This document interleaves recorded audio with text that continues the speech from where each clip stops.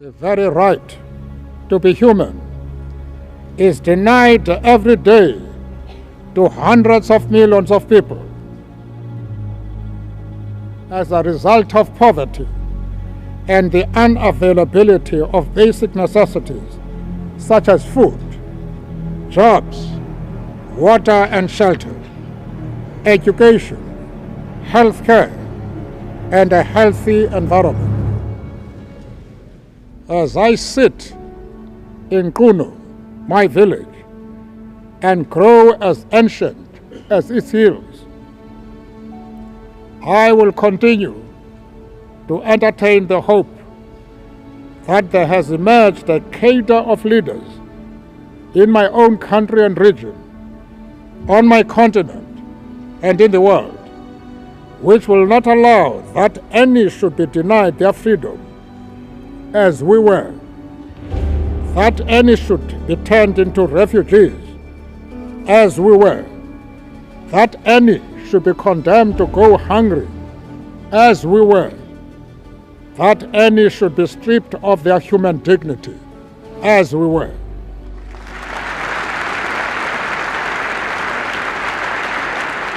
I have fought very firmly against white domination.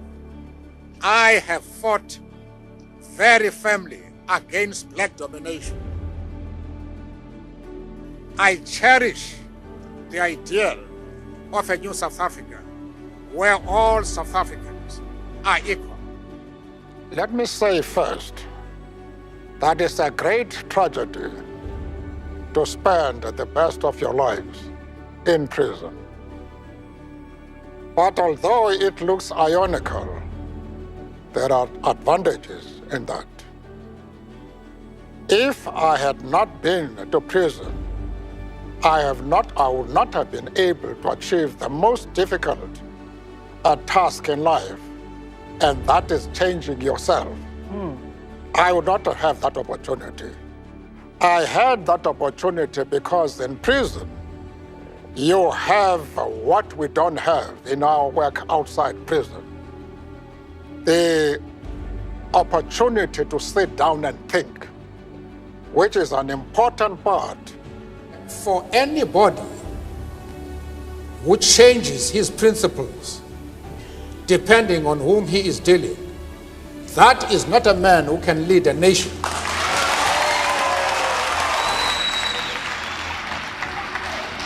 Apparently, Mr. Coppel, you have not listened to my argument. If you have done so, then you have not been serious in examining it. I have replied to one of our friends here that I have refused to be drawn into the differences that exist between various communities inside the USA. You have not commented that I am going to offend anybody by refusing to involve myself in the internal affairs of the USA.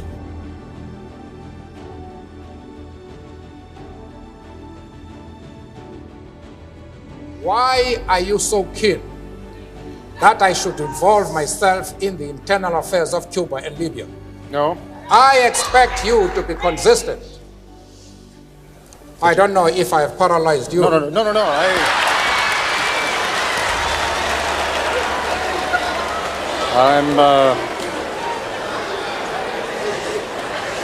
I'm afraid, Mr. Mandela, that paralysis does not set in quite that easily in my case. The point...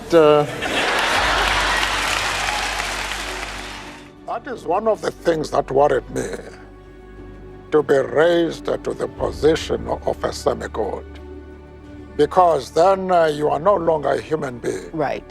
I wanted to be known as Mandela, a man with weaknesses, some of which are fundamental. That worried me a great deal, especially because I knew it was not the contribution of an individual which would bring about liberation and the peaceful transformation of the country.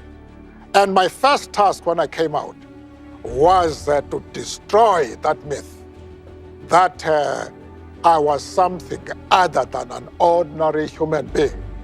Whatever position I occupied, it was as the result of my colleagues and my comrades in the movement who had decided in their wisdom to use me for the purpose of focusing the attention of the country and the international community on me.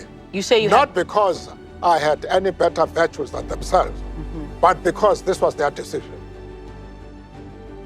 When I spent a holiday in the Bahamas in 1993, I was walking along the street when I met a couple of tourists from a well-known Western country. And then the husband stopped and said, "Mr. Mandela." I said, "Well, many people mistake me for that chap." And he said, "Would I be entitled also to mistake you for that chap?"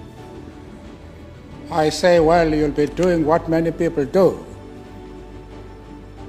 He then turned to his wife and said, "Darling, Mr. Mandela." She was completely unimpressed. And she said, "What is he famous for?" And the husband, in his embarrassment, dropped the voice.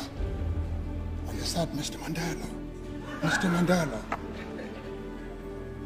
And the dear lady said, "But I asked you, what is he famous for?" And without waiting for an answer from the husband, she turned to me and said, "What are you famous for?" I must confess I couldn't answer that question.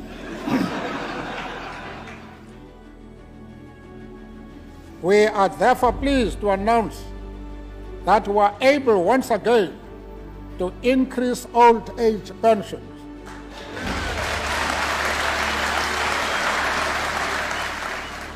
I'm very excited about this.